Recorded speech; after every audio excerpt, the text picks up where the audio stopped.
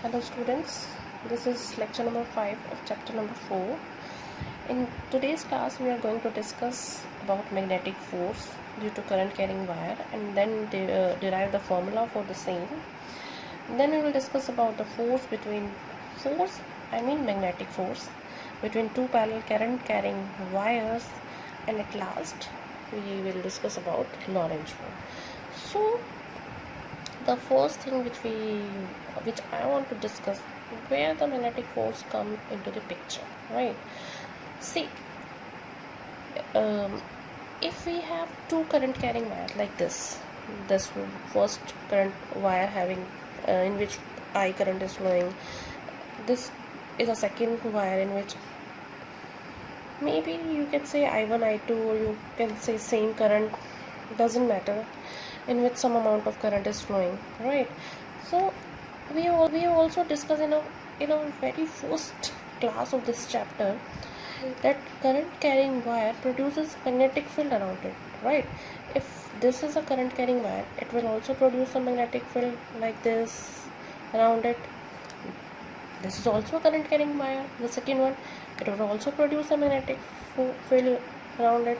So when two or more magnetic field interact with each other, then there is a generation of magnetic force, right? This wire experiences some magnetic force due to this current carrying wire.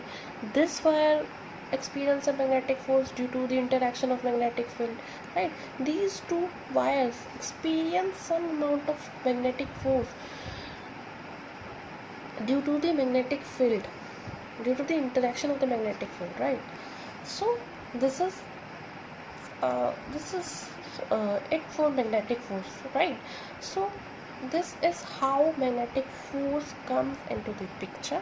Whenever two or more magnetic field interact with each other, there will be a magnetic force, right? And the direction of the magnetic force so developed is depend upon the direction of the current, right? Let us suppose this is a current carrying wire in which I current is flowing in this direction. This is also a current carrying wire, parallel current carrying wire, in which I is flowing in this direction. That means direction of the current is same in the two parallel wires. Therefore the magnetic force is attractive in nature. If the direction of the current is opposite of parallel wires, then the force is repulsive in nature, right? I hope you understood about magnetic force now. So let us now calculate the force on current carrying rod, right? So first of all, we considered an arrangement, right?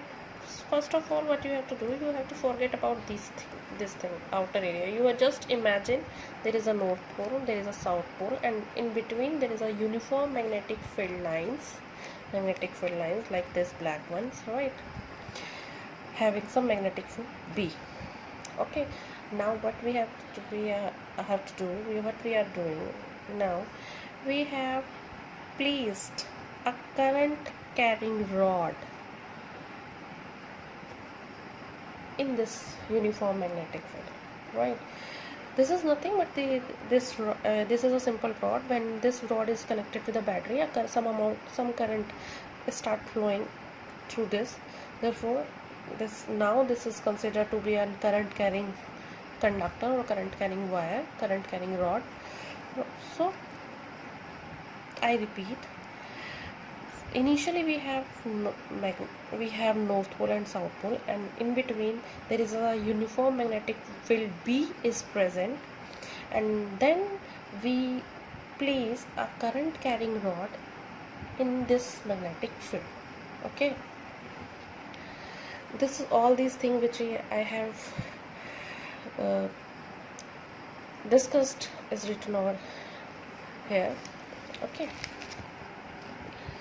so, and we have to find out a magnetic force experienced by this current carrying rod. Okay,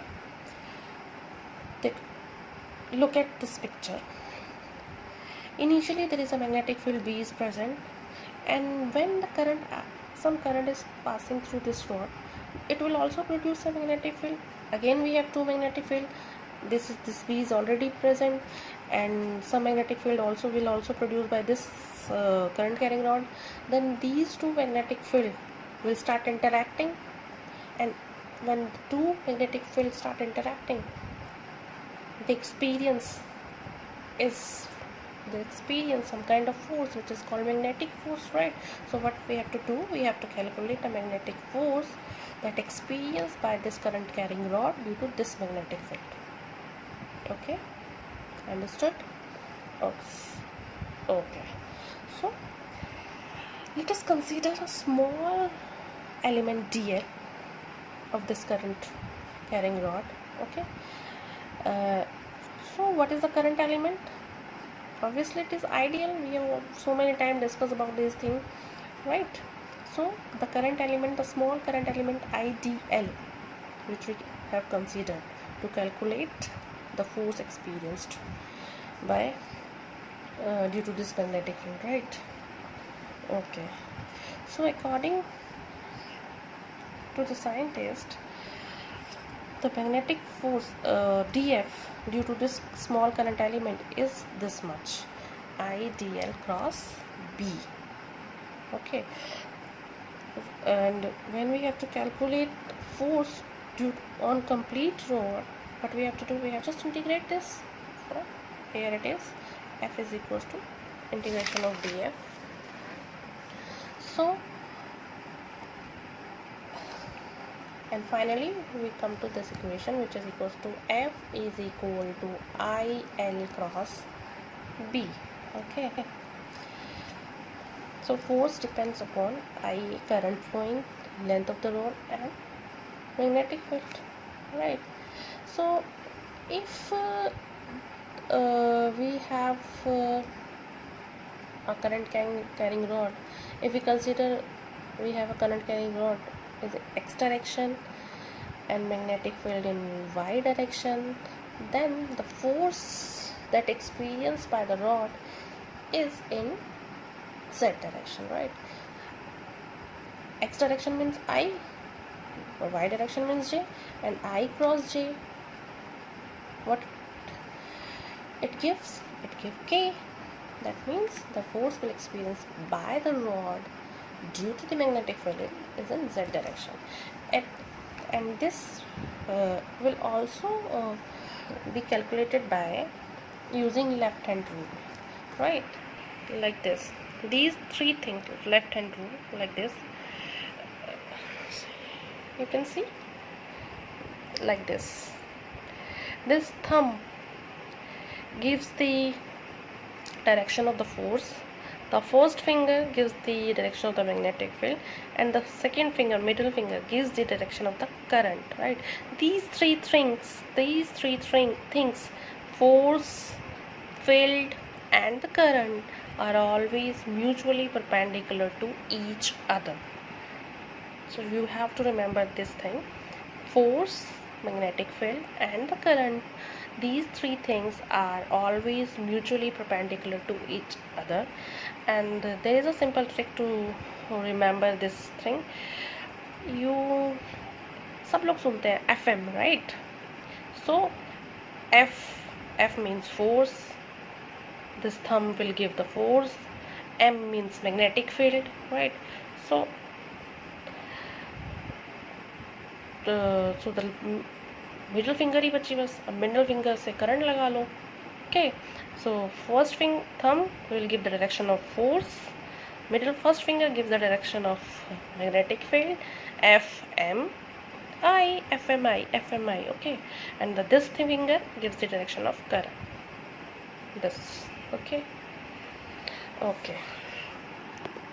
This is a formula when we placed a current carrying rod in the magnetic field, in the present magnetic field, and the force which is experienced by the current carrying rod in the presence of magnetic field is this much. Okay, now we have to calculate, now we are going to calculate force between two parallel current carrying wires. Now what we have two parallel wires.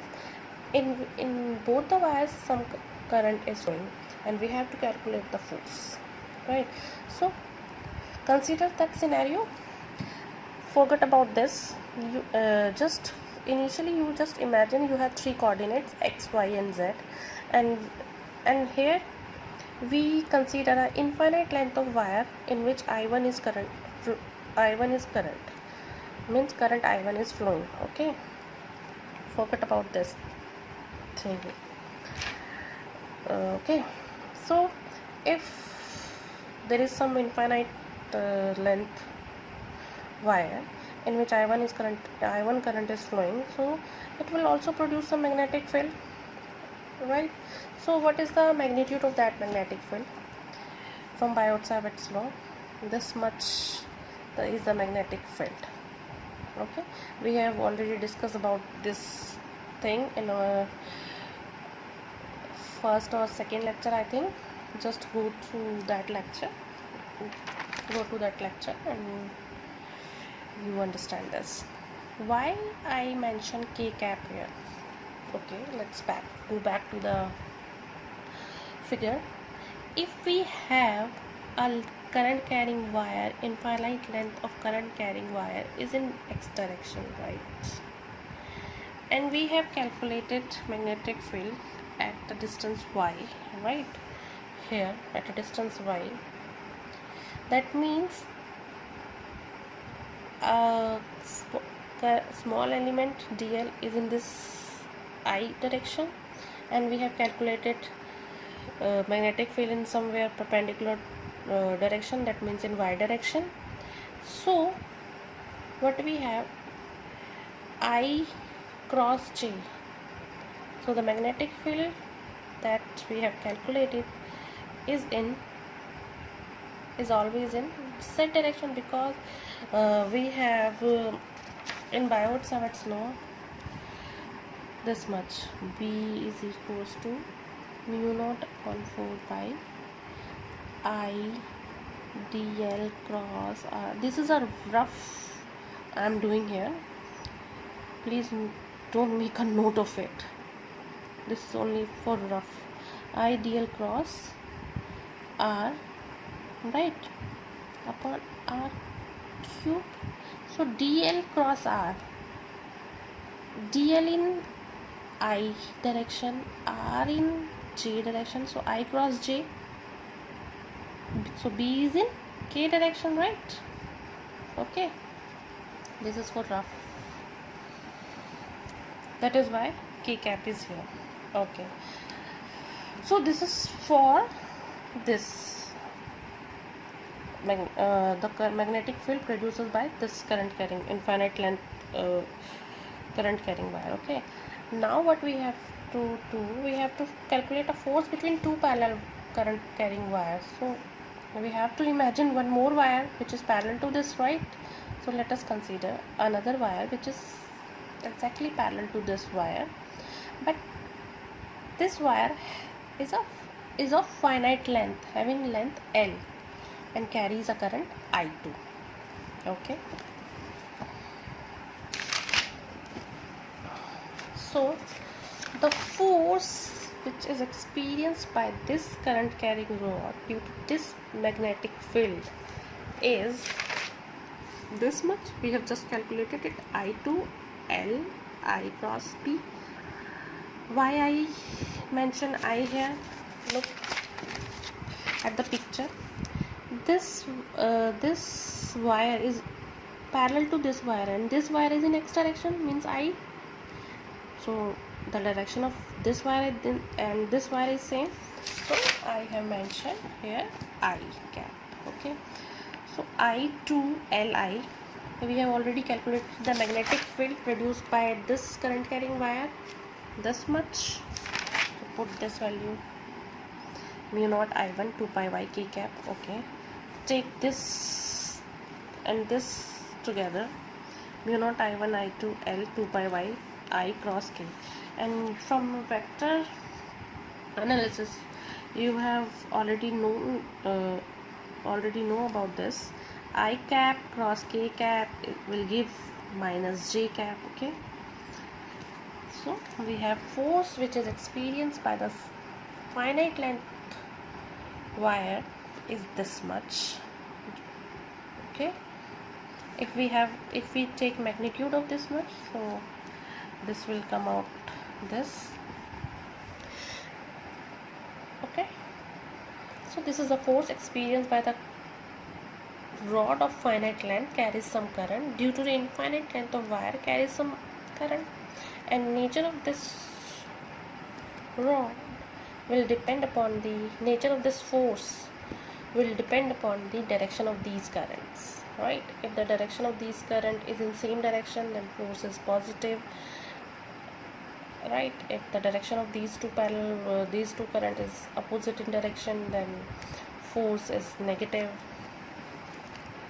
Okay, not negative, we can say attractive or repulsive, to be more precise in physics, right? So this is not so important, but let's do this. If we take all these things, unity or distance between two wires, the length of the second rod 1 meter, the current of current of two wires 1 ampere, then what will be the force?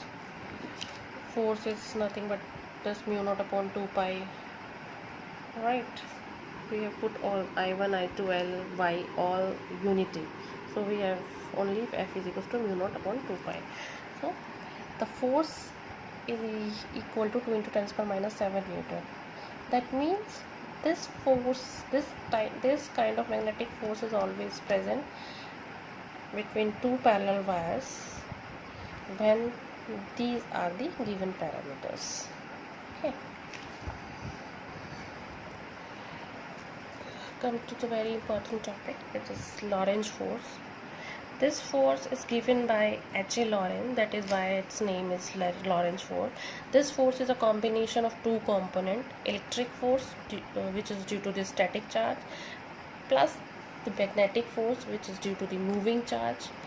Fe is here. F is a Lorentz force, which is combination of two components, Fe and Fm. Fe stands for electric force, Fm stands for magnetic force, and you have already studied about this term electric force, which is equals to QE, where Q is a point charge, static charge, and E is an electric field, right? This term you have already studied in your first chapter.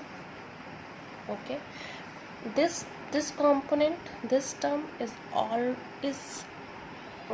only taken into consideration when charge is in moving condition, right? If charge is not moving, velocity of the charge is 0, then this term is 0 always, and you have only this term, right? Okay, so the Lorentz force is F is equals to QE. QE is the Fe plus QV cross B. This is a magnetic force, this is an electric force. Q is taken out because Q is common, so our Lorentz force, the expression for Lorentz force equals to the Q bracket E plus V cross B, right? This is important. You may get some numerical problem on this expression. So let's discuss some points about magnetic force. Magnetic force means when charge is moving and interact with magnetic field. When charge is moving, that means current is produced. When current is moving in the wire, it will produce magnetic field, right? So magnetic force is depend upon Q V cross B. This term is nothing but the magnetic force. Fm becomes 0. When it becomes 0? When V component and B component is either parallel or anti-parallel. If these two, the direction of these two are same, not same, not in this way, when these two are parallel or anti-parallel to each other, these two components, velocity component and the magnetic field component, are parallel or anti-parallel to each other, then this Fm terms vanishes. Okay, this term is also vanished when q is not moving. That means the velocity of the charge is zero. Charge at rest, right? And Fm is always perpendicular these terms v cross b. Okay, using this relation we can also calculate the unit of magnetic field. Let us take a look how.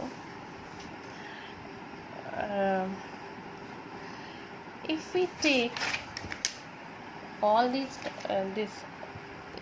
if we take all these term unity, let us suppose if we take force is equal to 1 Newton, charge is 1 Coulomb, velocity is 1 meter per second, then we calculate the unit of v, right?